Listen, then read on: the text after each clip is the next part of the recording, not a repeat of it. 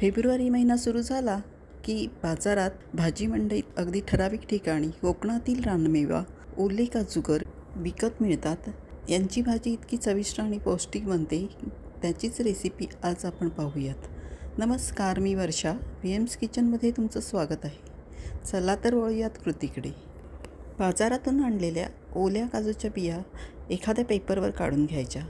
त्यांना चीक असतो म्हणून हातात ग्लोव्ज घालायचे आणि हाताला आणि पाठसुरीला गोड तेलाचा हात फिरून घ्यायचा. आता ह्यातली एक एक बी घेऊन मध्ये चिरून 2 भाग करून घ्यायचे. सगळ्या बिया एकदम चिरून घ्यायच्या आणि मग एक टूथपिक आतील काजूचा गर काढून घ्यायचा. अशा प्रकारे सगळेच काजूगर काढून घ्यायचे. आता एका बाउलमध्ये हाताला ससवेल असं कोमट पाणी घेऊन त्यात हे काजूगर घालायचे. आता आपल्याला या काजूगरांवर असलेले एक आवरण किंवा साल अशा प्रकारे काढून टाकायची आहे. अशा प्रकारे सगळे काजूगर साल काढून घ्यायचे आहेत. तुम्ही बाजारातून आणतानाच अख्ख्या काजू बिया न आणता त्यांना चिरून घेऊन आतले गर काढून आणा आणि मग अशा प्रकारे त्याच्यावरचं आवरण साफ करा.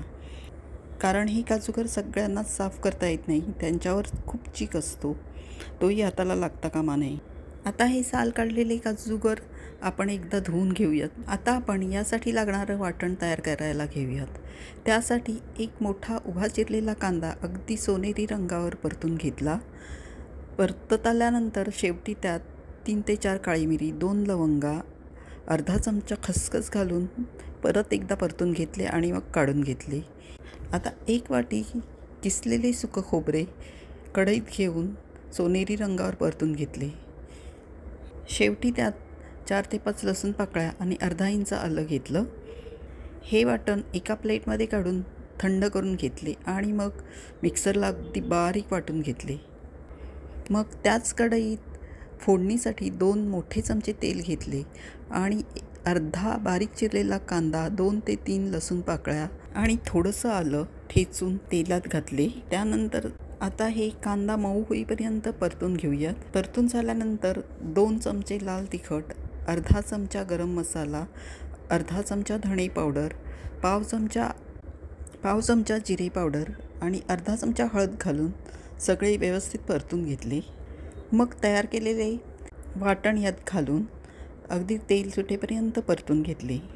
इथे तुम्हाला आवडत असेल तर एक टोमॅटो बारीक चिरून घालू शकता, पण मला या भाजीत ही अशीच मसाल्यात परतलेलीच आवडते म्हणून मी टोमॅटो नाही वापरला. मसाले परतून झाल्यावर त्यात ओले काजूगर आणि एक बारीक चिरलेला बटाटा घालून नीट परतून घेतले, म्हणजे मसाल्यांचा फ्लेवर त्यात उतरतो. आता आपल्याला काजू आणि बटाटे शिजेल एवढे पाणी घालून चवीपुरेसे मीठ घालायचे आणि हे सगळं झाकण ठेवून मस्त वाफवून शिजवून घ्यायचे. शिजत आल्यावर झाकण काढून एक काजूगर चमच्यात घेऊन प्रेस करून पाहिला, एकदम मऊ शिजला होता, म्हणजे आता आपली भाजी तयार आहे. आता हा आपला मध्यम कन्सिस्टन्सीचा चमचमीत असा काजू मसाला तयार आहे. ही भाजी भाकरी चपातीसोबत एकदम अप्रतिम लागते.